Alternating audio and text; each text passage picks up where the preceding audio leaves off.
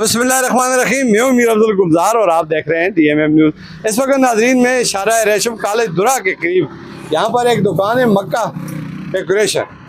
मैं देख रहा हूँ कि ये मेन रोड के ऊपर इसके अंदर खूबसूरत किस्म की फूल हैं, फूलों के गुलदस्ते हैं। जब कोई भी खुशी का त्यौहार होता है तो लोग एक दूसरे को जब फूल पेश करते हैं तो फिर वो यहाँ पे रुख करते हैं। यहाँ पर हार श्रृंगार और बहुत सारी चीज़ें वो बाद में हम आपको दिखा देंगे। मेरे साथ इस दुकान के ऑनर हैं, क्या नाम है आपके? मोहम्मद एहसान। मोहम्मद एहसान साहब, कितने अरसे का आपका ये शौक है? तकरीबन हो गए 10 साल हो गए। 10 साल में आप समझते हैं कि आपके गाहक अच्छे खासे हैं? जी शुक्र अल्हम्दुलिल्लाह जी। बहुत कितनी सेल हो जाती है आपकी दुकान? बस क्या बताऊँ जी, शुक्र अल्हम्दुलिल्लाह। अल्लाह का शुक्र है जी। ये ज्यादा नहीं बता सकते, इनकम टैक्स वाले भी यहाँ पर है।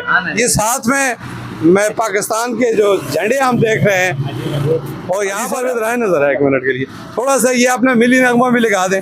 ये मैं यहाँ पे रोका नाजरीन थोड़ी देर के लिए।